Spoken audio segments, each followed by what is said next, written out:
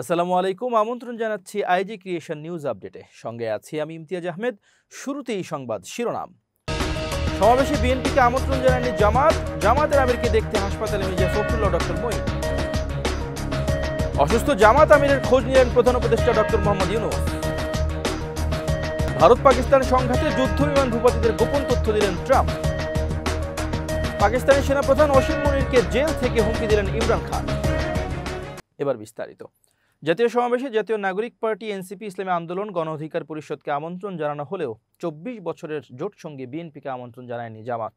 দল থেকে জামাতের সাবেক নেতা মুজিবুর রহমান মঞ্জুর নেতৃত্বাধীন এবি পার্টিকেও আমন্ত্রণ করেনি তারা। বিএনপিকে আমন্ত্রণ না জানানোর বিষয়টি নিশ্চিত করেছেন বিএনপির মিডিয়া সেলের সদস্য শায়রুল কবির খান। শনিবার ১৯ জুলাই বিকেলে দলটির স্থায়ী কমিটির সদস্য সালাউদ্দিন আহমেদের বরাত দিয়ে গণমাধ্যমকে তিনি এ তথ্য জানান। এর আগে বেলা ১২টায় গণমাধ্যমকে তিনি জানিয়েছিলেন বিএনপির কোনো প্রতিনিধি জামাতের সমাবেশে যাচ্ছে না। সেই সঙ্গে যুগপৎ আন্দোলনে থাকা আসমা আব্দুর রবের নেতৃত্বাধীন জাতীয় সমাজতান্ত্রিক দল জেএসডি, মাহমুদুর রহমান মান্নান নাগরিক ঐক্য, কমরেড সাইফুল হকের বিপ্লবী ওয়ার্কার্স পার্টি, জোনায়েদ সাকির গণসংহতি আন্দোলন, ডক্টর রেজা কিবরিয়া ও সাবেক ডাকসু ভিপি নুরুল হক নূরের গণ অধিকার পরিষদ, শেখ রফিকুল ইসলাম বাবলুর ভাসানী অনুসারী পরিষদ, রাষ্ট্র সংস্কার আন্দোলন জামাতের সমাবেশে যাচ্ছে না। এছাড়া শাহাদাত হোসেন সেলিমের নেতৃত্বাধীন বিএলডিপি, ডক্টর ফজলুজ্জামানের নেতৃত্বাধীন National People's Party NPP, Jatiya Party, Bangladesh Jatiya Dal, Jamiat Ulema Islam, Islami Oikya Jote, Bangladesh NAP, Bangladesh Muslim League, Bangladesh Labour Party, National Awami Party, Jagpa National Party, Samyabadi Dal, Democratic League, Islamic Party, NDP People's League, Minority Party, Jagpa, barrister Andaleeb Rahman পার্থের নেতৃত্বাধীন বাংলাদেশ জাতীয় পার্টি বিজেপি এবং গণফোরামও যাচ্ছে না জামাতের সমাবেশে। কিন্তু বিকেল ৪টায় গণমাধ্যমকে জানানো হয় বিএনপি এবং তাদের জোট সঙ্গীদের আমন্ত্রণই জানায়নি জামাত। বস্তুত পিআর পদ্ধতির ব্যাপারে যারা ভিন্নমত পোষণ করেছেন তাদের কাউকে আমন্ত্রণ জানায়নি তারা।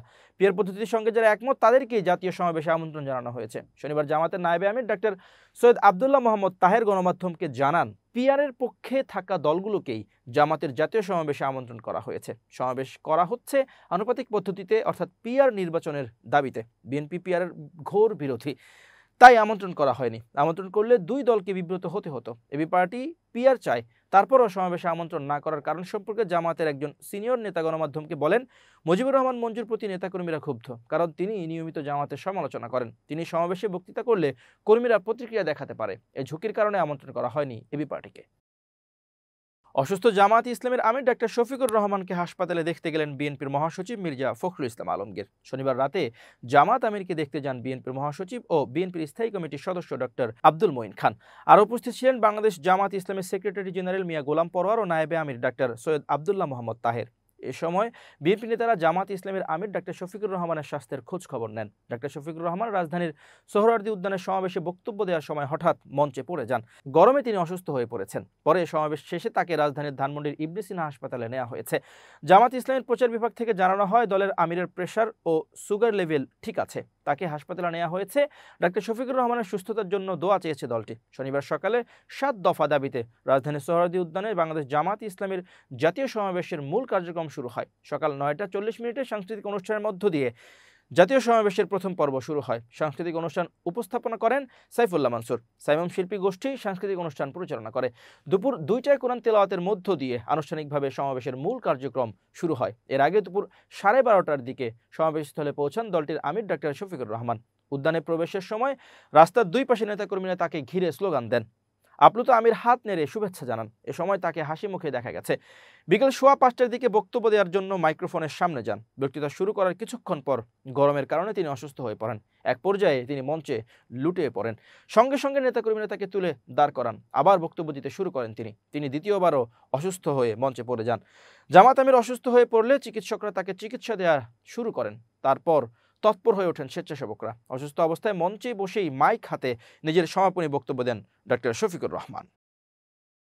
জামাত ইসলামের আমির ডাক্তার শফিকুর রহমানকে দেখতে রাজধানীর ইবনে সিনা হাসপাতালে গেছেন প্রধান উপদেষ্টার প্রেস সচিব শফিকুল আলম। শনিবার ১৯ জুলাই রাতে জামাত আমিরের সঙ্গে সাক্ষাতের পর প্রধান উপদেষ্টার প্রেস সচিব গণমাধ্যমকে জানান প্রধান উপদেষ্টা জামাত আমিরের খোঁজ খবর নিচ্ছেন। এখানে আসার আগে আমি ওনার অর্থাৎ প্রধান উপদেষ্টা হয়ে জামাত নেতাদের সঙ্গে কয়েকবার কথাও বলেছি। শফিকুল আলম বলেন, জামাত আমি সুস্থ আছেন, ভালো আছেন। সামনে নির্বাচন, আমরা চাই বাংলাদেশের সব রাজনৈতিক দলের নেতারা সুস্থ থাকুন, ভালো থাকুন, দেশ গড়ার কাজে সবাই অবদান রাখুন। এর আগে শনিবার বিকেলে সোহরাওয়ার্দী উদ্যানে জামায়াতের জাতীয় সমাবেশে সভাপতির বক্তব্য প্রদানের এক পর্যায়ে আকস্মিক অসুস্থ হয়ে পড়ে যান জামাত আমির। তাকে মঞ্চে থাকা নেতারা তাকে ধরাধরি করে তোলেন। মিনিটখানেক অপেক্ষা করে ডক্টর শফিকুর রহমান আবারও বক্তব্য শুরু করেন, কিন্তু আবারও অসুস্থ হয়ে পড়ে যান। এরপর মঞ্চে থাকা দলের নেতারা তাকে ধরে বসান। পরে না দাঁড়িয়ে মঞ্চের উপর পা মেলে বসেই বক্তব্য দেন তিনি। এ সময় তার পাশে চিকিৎসকদেরও দেখা যায়। এবার আন্তর্জাতিক প্রসঙ্গ। মার্কিন প্রেসিডেন্ট ডোনাল্ড ট্রাম্প বলেছেন, ভারত ও পাকিস্তানের মধ্যে হওয়া সাম্প্রতিক সংঘাতে 5টি যুদ্ধবিমান ভূপাতিত হয়েছিল। এপ্রিলে ভারত নিয়ন্ত্রিত কাশ্মীরে ইসলামপন্থীদের হামলার প্রতিক্রিয়ায় নয়াদিল্লি পাকিস্তানের জঙ্গি আস্তানায় হামলা চালালে দুপক্ষের মধ্যে সংঘাত বাধে। মেতে অস্ত্রবিরতির পর পরিস্থিতি শান্ত হয়। এই অস্ত্রবিরতির পেছনে ট্রাম্প শুরু থেকেই কৃতিত্ব নিয়ে আসছেন। যদিও ভারত বলছে তৃতীয় কোনো পক্ষের মধ্যস্থতায় নয়, ভারত পাকিস্তান নিজেদের আলোচনার ভিত্তিতেই ওই অস্ত্রবিরতিতে সম্মত হয়েছে। প্রতিবেদনে বলা হয়েছে, হোয়াইট হাউসে শুক্রবার রিপাবলিকান কয়েকজন আইন প্রণেতার সঙ্গে ডিনারে ট্রাম্প দক্ষিণ এশিয়ার 2 পারমাণবিক শক্তিধর দেশের মধ্যে সংঘাতে 5টি যুদ্ধবিমান ভূপাতিত হওয়ার বিষয় তিনি নিশ্চিত করেছেন।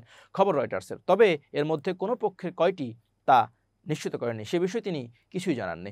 ভারত পাকিস্তান সংঘাতের বিষয়ে ট্রাম্প বলেন, বিমানগুলোকে আকাশেই গুলি করা হয়েছিল, 4টি।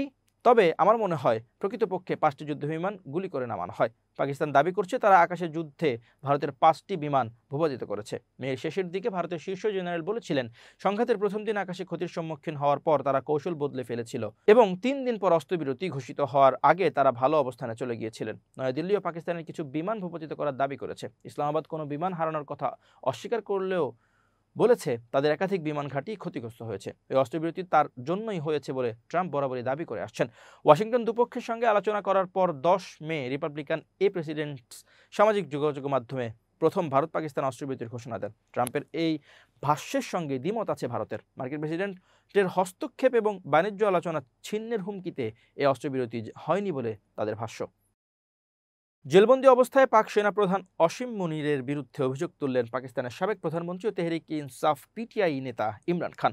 তিনি দলের নেতাদের উদ্দেশ্যে জানিয়েছেন, জেলের মধ্যে তার বা স্ত্রী বুশরা বিবির কিছু হলে যেন অসীম মুনিরকে জবাবদিহি চাওয়া হয়। সম্প্রতি পিটিআই প্রধান সামাজিক যোগাযোগ মাধ্যম এক্স হ্যান্ডেলে একটি পোস্টে ইমরান খান এসব কথা জানিয়েছেন। তিনি পোস্টে লিখেছেন, গত কয়েকদিন ধরে আমার সঙ্গে দুর্ব্যবহারের মাত্রা আরও বাড়ানো হয়েছে। আমার স্ত্রীর ক্ষেত্রেও একই ঘটনা ঘটছে, এমনকি তার ঘরের টেলিভিশনও বন্ধ করে দেওয়া হয়েছে। মানবাধিকার লঙ্ঘন করা হচ্ছে। ইমরানের দাবি, এসব কিছুর নেপথ্যে রয়েছেন অসীম মুনির। তার নির্দেশেই জেলের মধ্যে অত্যাচারের শিকার হচ্ছেন সস্ত্রীক ইমরান। ইমরানের বক্তব্য, প্রধানমন্ত্রী থাকাকালীন আইএসআই প্রধানের পদ থেকে আমি মুনিরকে সরিয়ে দিয়েছিলাম। এরপরেই পিটিআইয়ের জুলফি বুখারির মাধ্যমে বুশরা বিবির সঙ্গে দেখা করার চেষ্টা করলে আমি তা প্রত্যাখ্যান করে দিই। আবারও ব্রিক্সের সদস্য দেশগুলো থেকে পণ্য আমদানির উপর 10% শুল্ক আরোপের হুমকি দিয়েছেন মার্কিন প্রেসিডেন্ট ডোনাল্ড ট্রাম্প। সেই সঙ্গে তিনি বলেন, যদি এই দেশগুলো প্রকৃত অর্থে কোনো অর্থবহ জোট গঠন করে তাহলে সেটি খুব দ্রুতই ভেঙে যাবে। স্থানীয় সময় শুক্রবার 18 জুলাই হোয়াইট হাউসে তিনি এসব কথা বলেন। খবর রয়টার্সের। ট্রাম্প বলেন, 6টি দেশের গোষ্ঠী ব্রিক্সের কথা শুনে আমি তাদের খুব আঘাত করলাম। যদি তারা সত্যিকার অর্থবহ কিছু গঠন করে তবে সেটা খুব দ্রুতই শেষ হবে।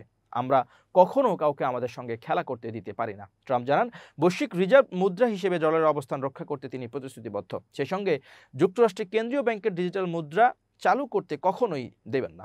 ট্রাম্প 6 জুলাই ঘোষণা করেন যে নতুন শুল্ক সেসব দেশের উপর প্রযোজ্য হবে যারা ব্রিক্সের তথাকথিত অ্যান্টি আমেরিকান নীতির সঙ্গে নিজেদের সংযুক্ত করেছে।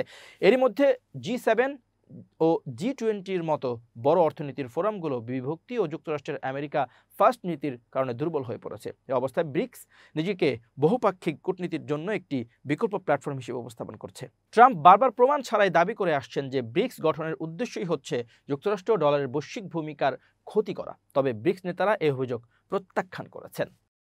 প্রিয় দর্শক, শেষ করছি আইজি ক্রিয়েশন নিউজ আপডেট। আজ এ পর্যন্তই। ভিন্ন খবর নিয়ে দেখা হবে আগামীকাল। নিজেকে আপডেট রাখতে সাবস্ক্রাইব করুন চ্যানেলটি।